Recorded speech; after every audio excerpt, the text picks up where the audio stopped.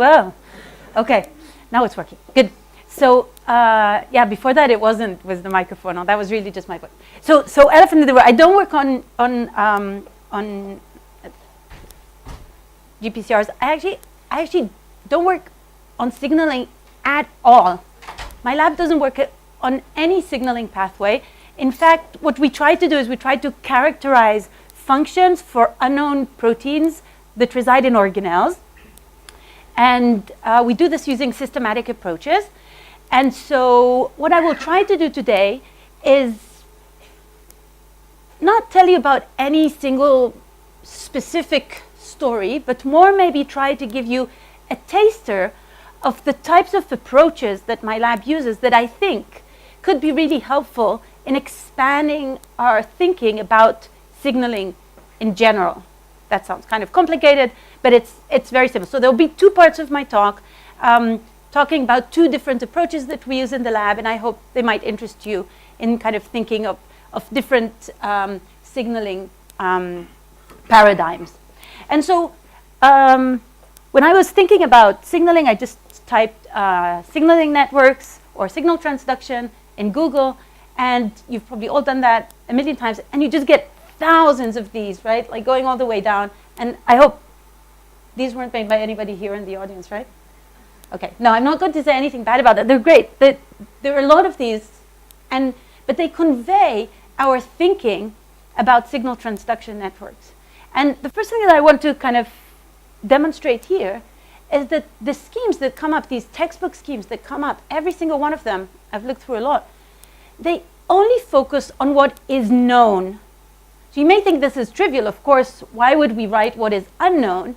But you can think, for example, that maybe there's a phosphorylation site on this protein here and nobody knows what's the kinase that phosphorylates it, or maybe there's a ubiquitination site on this protein here and nobody knows who does that. So we have a lot of data that suggests to us that these signaling pathways are not complete, that there are additional proteins partaking in them, and that there's a lot of information that we still have to add into them, but we never add those unknowns into these diagrams, making it feel like we kind of have a very, very complete view on how signaling occurs in the cell.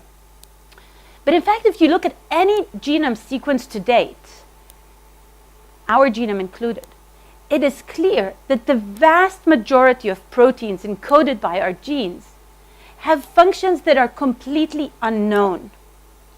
Okay? So this means that if you think of our cells as a complicated machine and there has to be transfer of information, but we don't know what over 50% of these little bits and pieces are doing, it means that we can't really understand how information is transferred, and we don't really understand how the information is processed and how the output is given. We don't understand this machine at all. And so we try to kind of fill in these blanks of function in this very, very cool model organism, the E. Saccharomyces cerevisiae, because despite the fact that it's a fungus and it diverged about 1 billion years ago from us, it is actually phenomenally similar in all of its basic cell biological properties.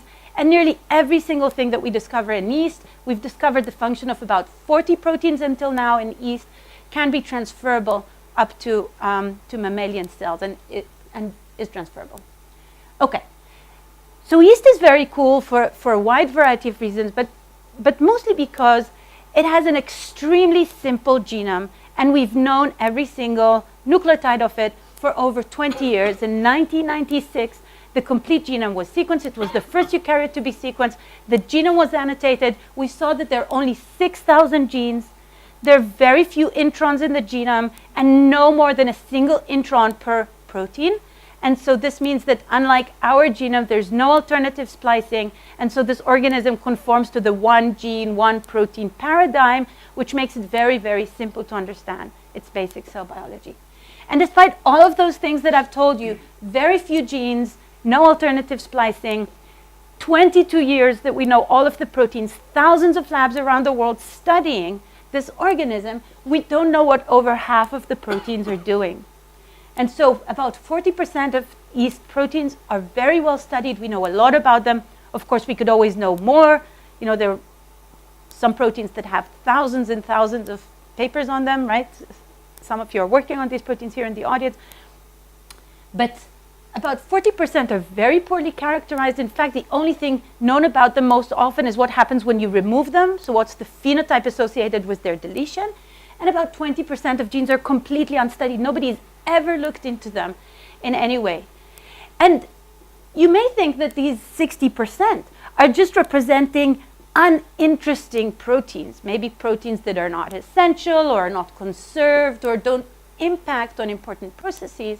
But what we've seen in the last 15 years or so working on them is that this is not the case.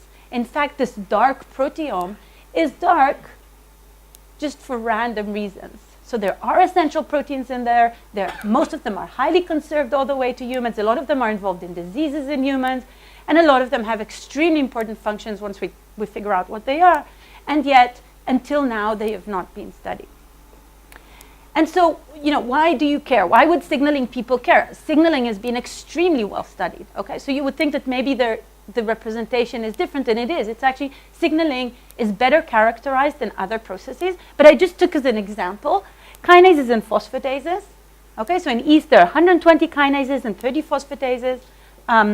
So small number.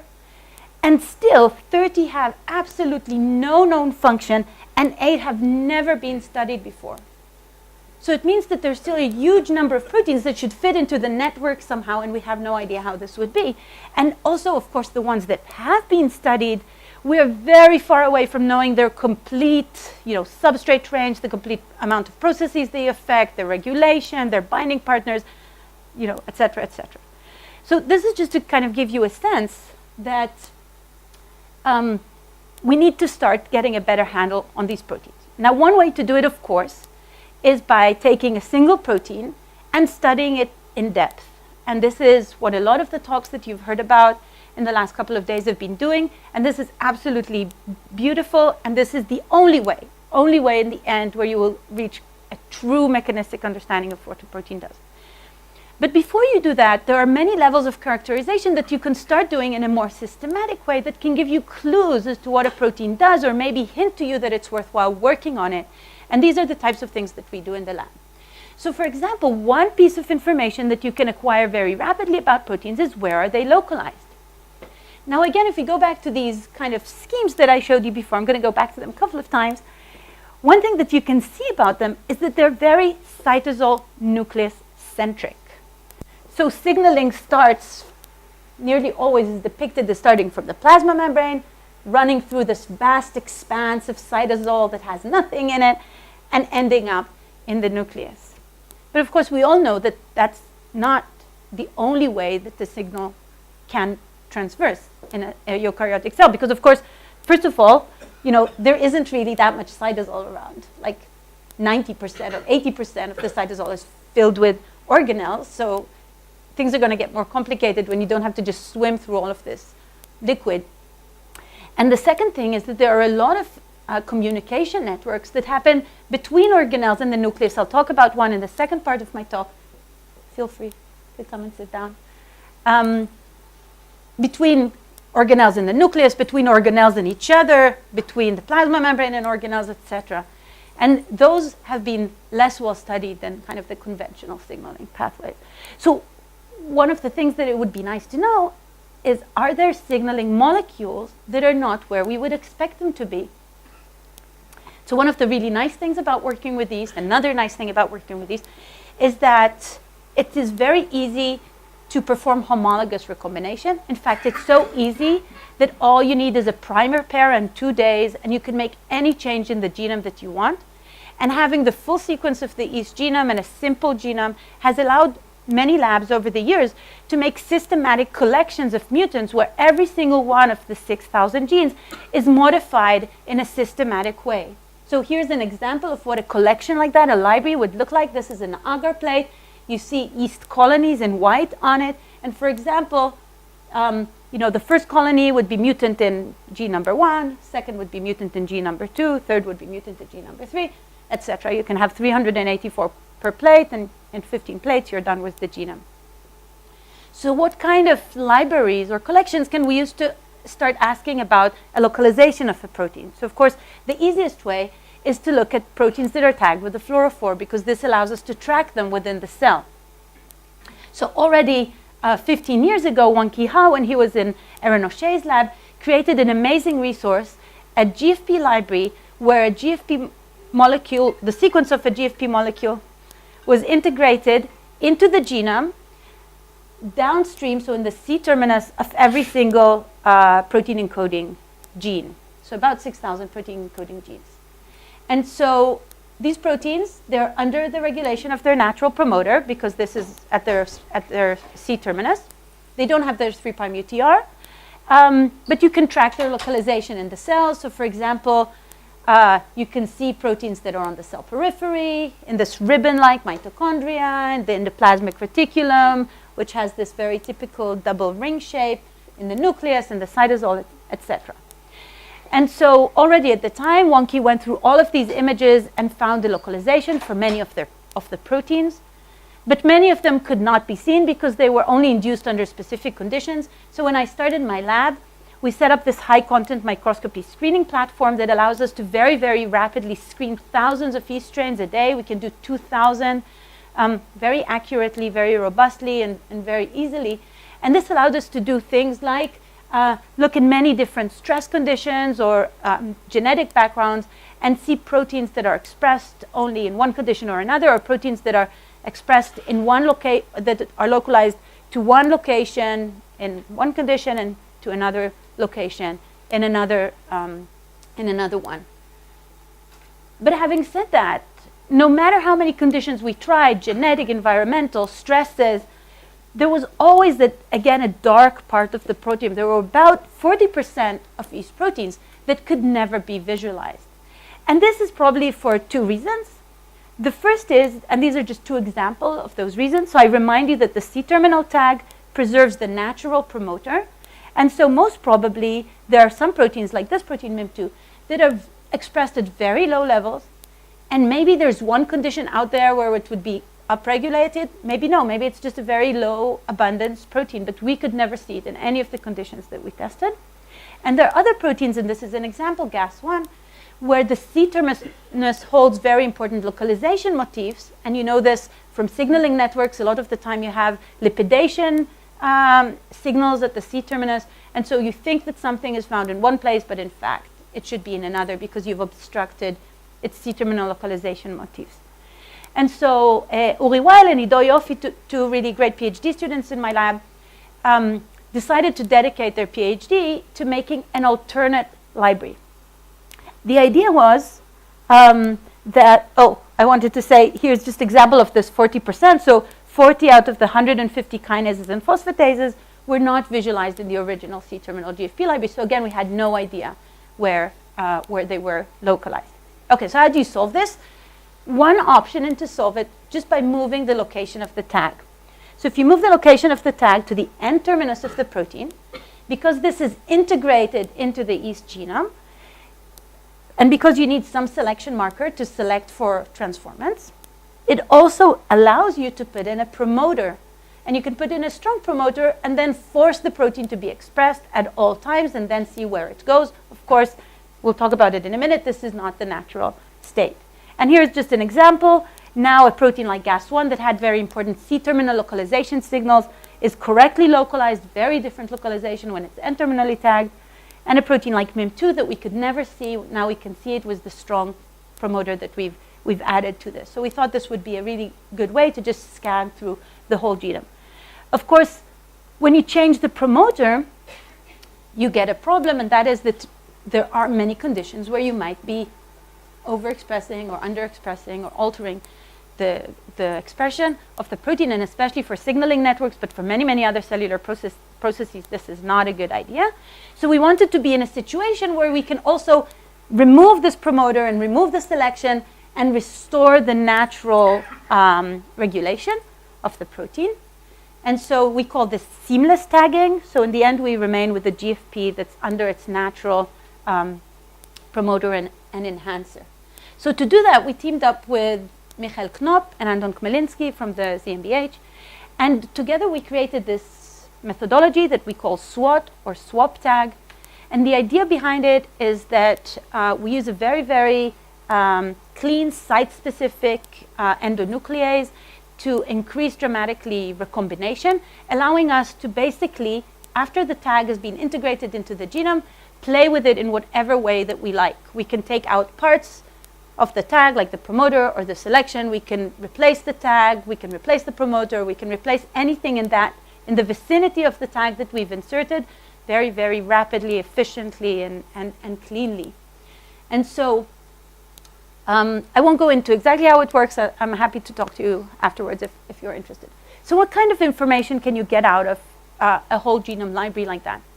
So for starters, here is an example of the localizations of all 6,000 of these proteins after we tag them at the N-terminus with this overexpression, with a strong constitutive promoter. And you can see that although many of the proteins, 3,200, are localized in exactly the same place, regardless of where you put the tag, and this is kind of nice because you're hoping that, in a lot of cases, you hope that the tag doesn't alter dramatically the localization or the function of the protein.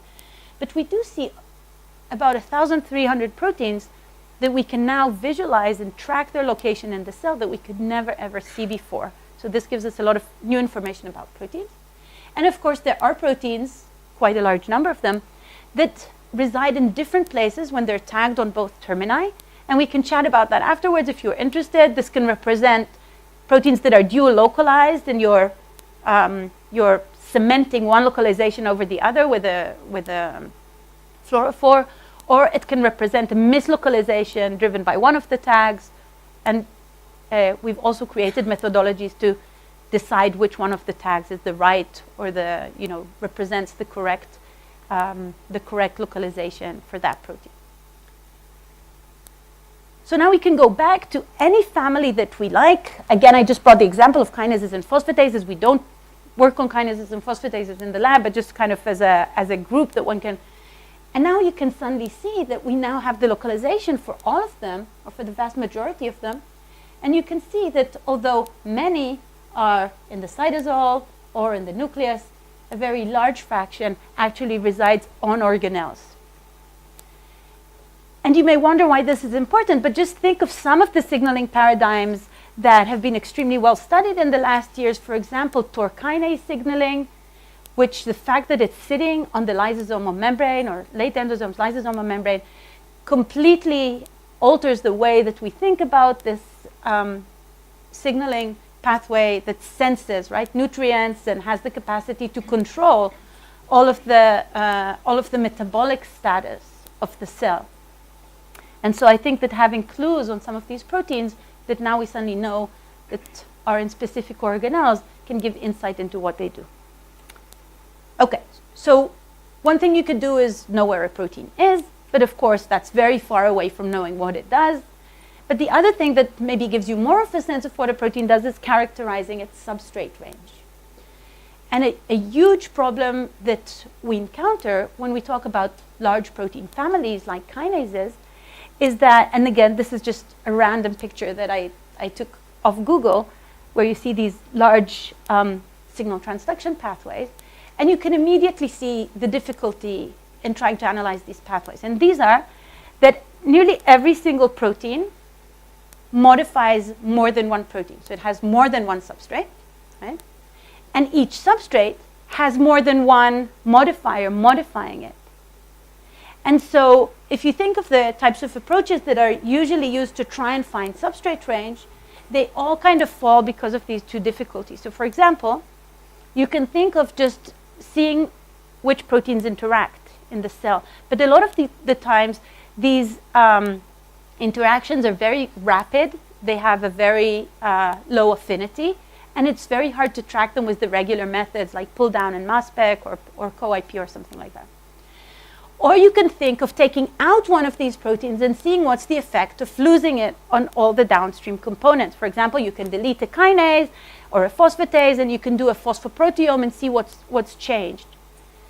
But of course, it is very hard to get from whatever results you get to understanding of what the real substrates are, because there are a ton of compensatory networks working inside the cell. The whole cellular physiology is changing, and so you can get a lot of phosphosides going up just because the cell is compensating for this loss, or you can get a loss of a lot of phosphosites, and it doesn't mean that these are direct targets, again, because of compensation. And of course, you can purify the proteins, and you can check in vitro if they're modifying each other, but this tells you if they have the capacity to modify each other, but doesn't tell you if it's actually occurring inside the cell. So these questions of specificity and promiscuity in protein-protein interactions are ones that we deal with a lot, not in signal transduction pathways, but in other pathways that we work on in the cell. And so we've come up with a methodology that we think is really powerful, and we're working with now.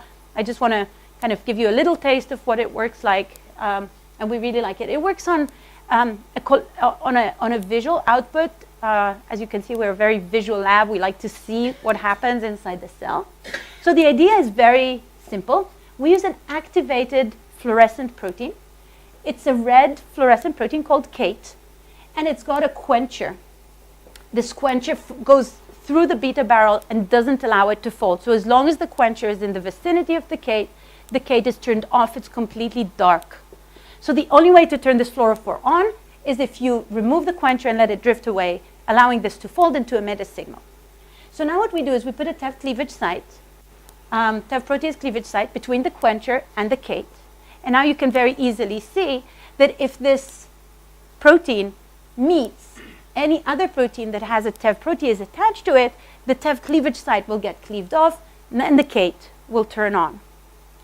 So now you can envision that if you have a substrate of interest, and it's connected to this quench Kate molecule, and you have, for example, a kinase or a phosphatase that has the TEV protease attached to it, any interaction between these proteins, even if it's transient or rapid, will result in cleavage of the protease site and fluorescence of the protein, allowing you to track accumulation of interaction events over time in a quantitative manner, and also in a manner that you can compare to all other, for example, kinases or phosphatases. So I already told you that we made our N-terminal fluorescent library, N-terminal GFP library, with this special methodology that we call SWAT. And the nice thing about the SWAT is that it doesn't only enable us to retrieve the natural promoter and regulatory elements, but actually, as I was alluding to earlier, it allows us to do anything that we want with this tag. So we can take this original library and we can turn it into any other library of choice in about 3 weeks, and with nearly zero work. It's all completely automated, and with about 95% efficiency. So you can think if you had a green tag, you can change it to any other fluorophore that you want. You can change it to a purification tag. You can change it to protein-protein interaction assays like split venous, like split DHFR. And what we've recently done is we've made 2 new libraries out of this one. So we have a ton of these libraries now in the lab. We've just been making a lot of different systematic libraries. They each have different functions. But we've also made an entire library where every single protein has this quench Kate on it, and an entire library where every single protein has this TEV protease on it. So now you can play mix and match. So you can take one kinase against all proteins, or you can take all kinases against a subset of proteins, and all you need to do is mate the yeast, because yeast come in 2 mating types, A and alpha. So all you need to do is mate them into the diploid between these 2 libraries, and you can track all the combinatorics of how one protein interacts with another. And we are doing this, I don't want to go into it, but we're doing it on other specificity and promiscuity paradigms like translocation into organelles, and it's working really, really beautifully. So, okay. So this was kind of just one conceptual aspect of how one can use systematic data to look at signaling networks or many other processes. And I want to quickly tell you about one other way where we can use systematic approaches to look at signaling pathways. But I personally have a bit of a attention deficit disorder, so after I hear somebody for half an hour, I kind of trail off. And so what I would like to do is invigorate you to hear the second part of my talk. So I'd like to ask you all to get up for a minute. Really? Yeah, get up, you have to. Okay. And we're going to stretch, just like do this thing. One side and the other. You can do little, okay. Okay. And now that you're really invigorated and feeling good, okay. Now we can go on to the second part. Okay? Good. So, yeah, this is, by now you've memorized every single protein in here by heart.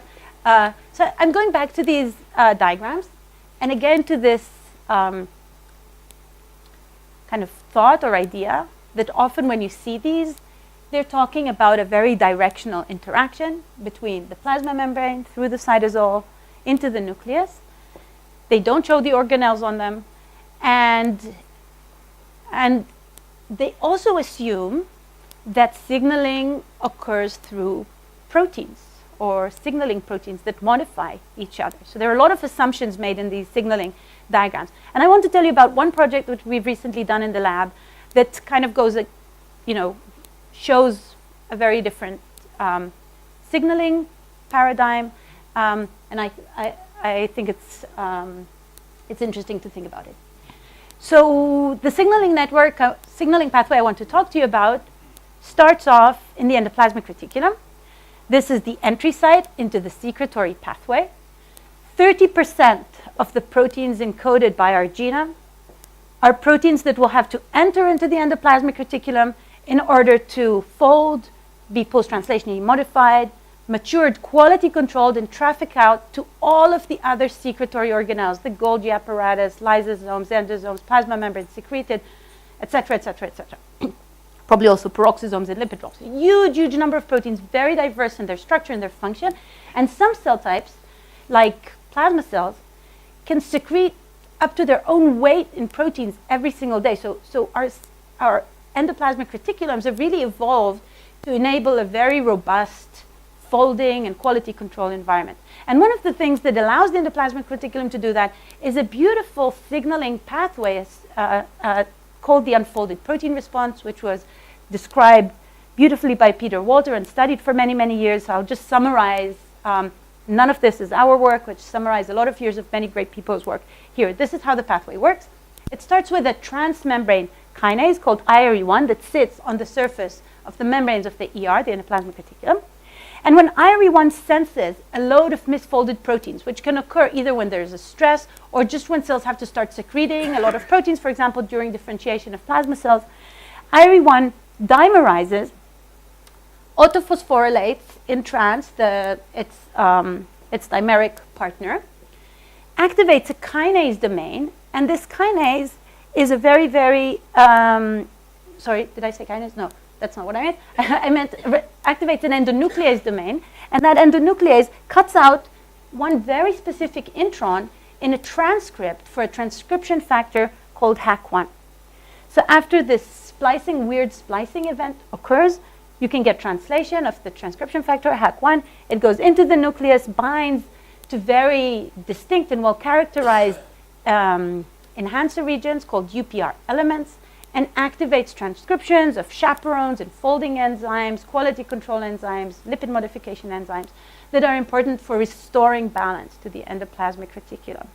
So this is an example of a signal transduction pathway that starts off from an organelle and ends up in the nucleus. But there was kind of an interesting observation about this response, and that is that it's a graded response. It can come in kind of two volumes. There's this volume that I'm talking about here, and then there's the extra loud volume when the cell feels really stressed out and really needs to battle or combat a heavy stress. And during that kind of second phase, high volume phase, IRE1 molecules oligomerize into huge oligomers, and in this state they become super highly active, first of all because probably just an avidity issue of all the HAC1 mRNAs, and then they also can do other functions in this state. But it wasn't clear what were the signals that enable cells to move from phase 1, where IRE1 is just dimeric, into phase 2, where IRE1 is oligomerized. And so we decided to try and answer this using our high throughput microscopy approaches for the simple reason that this is a very, very visual phenotype. So if you look in yeast, treated with a very strong reductant, dithiazolidine, DTT, you can see that after 2 hours, if you look at IRE1 that's tagged with a cherry molecule, a red fluorescent molecule, IRE1 starts to go into these huge higher order oligomers that you can just see them by eye. So it's very, very easy. So it takes about 2 hours to move from phase 1 to phase 2.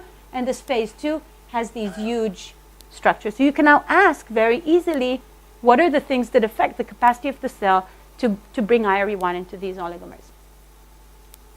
So again, we rely on the very strong powers of yeast genetics. And we have another type of library in yeast, which we call the deletion library, in which every single non-essential protein has been deleted. So every yeast strain that you see here now is modified by a complete knockout of a non-essential gene. And we also have a complementary library to this, where the 1,000 essential proteins, we've just reduced their volume, so they're a hypomorphic library of essential proteins. So basically, we have mutant libraries for all 6,000 yeast proteins. And what we can do now is we can combine these libraries that we have together with kind of clever genetic tools that were invented by Amy Tong when she was in Charlie Boone's lab to mix and match traits in a library. For example, we can take this IRE1 cherry expressing yeast strain that's in one mating type, and we can mate it into the library of yeast mutated in every single gene, which comes in the other mating type. We would get a diploid, which now would have both traits. We can force it to sporulate using stress conditions that move yeast into sporulation. And then there's some cute genetic tricks that we can use here to basically kill off all the haploid yeast strains that are not the combination of the original two traits. So we're left with a haploid that now has both the IRE1M cherry and the deletion of the specific gene of choice. And this gives us the capacity to make tailor-made libraries for screening very rapidly and easily. So now we can take these libraries, and I told you that we have a high-content screening platform, and so we can integrate IRE1 cherry into all the strains, get to haploids, add the DTT, wait for 2 hours, and ask, are there strains where IRE1 cannot oligomerize anymore? And when we do that, we get a large number of hits. They inform us on many, many different processes that are required to enable IRE1 to oligomerize, including some kinases and phosphatases, but I don't want to go into that now.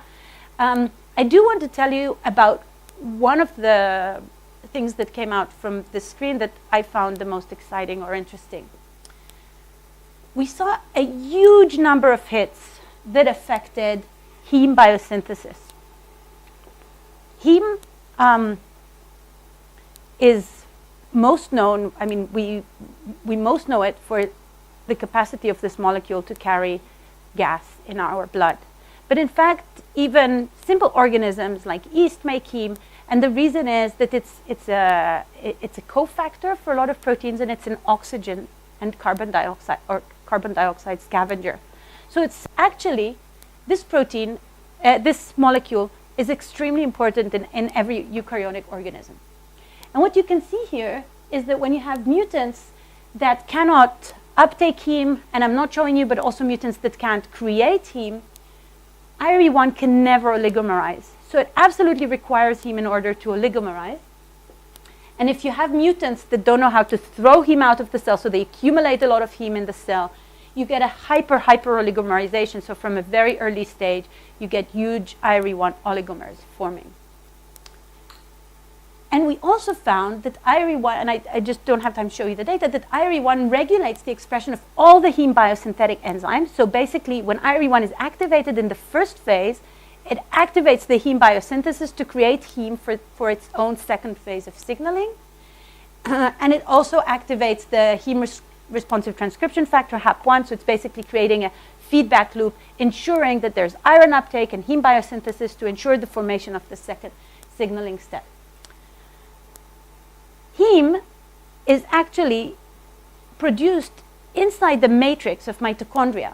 So mitochondria is often studied because of its importance in generating ATP through respiration. But the reality is that ATP generation through respiration is actually a completely dispensable function. Cells can live without it. We have other ways of generating ATP, not as efficient. But the only essential function of mitochondria, the only essential function, is the formation of heme and the iron sulfur clusters that make up heme. So this is the core, most conserved function of mitochondria. And this heme that's made in mitochondria is required on the ER to enable signaling, to enable IRE1 oligomerization. So why is that? A, why do you need heme? And B, why make this coupling between these two organelles? So the first question was easy to answer because we thought, okay, if heme is required to enable IRE1 oligomerization, are there any enzymes on the ER that require heme as a cofactor? And the answer was that there are. Two enzymes in the pathway for formation of ergosterol, which is the yeast sterol, it's equivalent to the human cholesterol, require heme for their activity. So in the absence of heme, these proteins just do not work, and ergosterol levels become very, very low. And I won't show you all of the data, but basically what we could show is that when we downregulate ergosterol biosynthesis, either by mutations of proteins that reduce ergosterol biosynthesis or using drugs that inhibit ergosterol biosynthesis, we diminish and delay the capacity of IRE1 to oligomerize. So this is the how. The more interesting question is the why. And of course, we can never answer why questions in biology, but I'm going to give you my kind of sense of this. So I think that's what is happening is that when the ER feels stress, it starts to upregulate its protein folding and stress machinery. But because it doesn't have the capacity to anticipate how much time this is going to take or how much energy this is going to take, it has to have a way of sensing what is the general energetic status of the cell and how much the cell is capable of supporting a fully blown UPR before it activates, before it mobilizes all its armies for treating ER stress, with the risk that this will now deplete the rest of the cell from extremely important molecules. So one way of gauging whether the cell is capable of supporting a full-blown response is by asking whether mitochondria, which are creating all the ATP required for this response, are fully functional. And the one molecule reporting on mitochondrial functionality is heme. And so basically what it's doing in the first phase is it's upregulating the capacity to create heme. This is asking mitochondria, are they in optimal condition?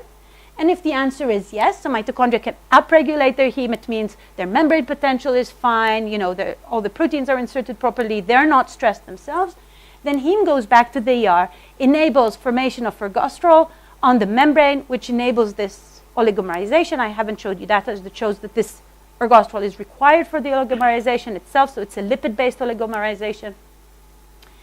And this is basically a way to get a sense of the energetic capacity to support a fully blown UPR. So,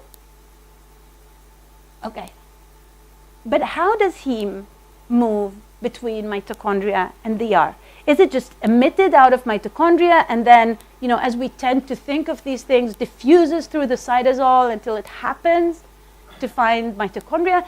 If you think about it this way, it could happen, but it would dramatically reduce the effective concentration of heme that the ER would feel, and it would delay the time until the heme would get from mitochondria to the ER, and depending on how much heme and the concentration, you can calculate, what that differential would be.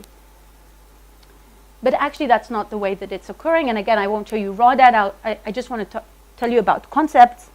One of the biggest revolutions that has undergone the organelle field in the last couple of years is the understanding that the cytosol doesn't look like this.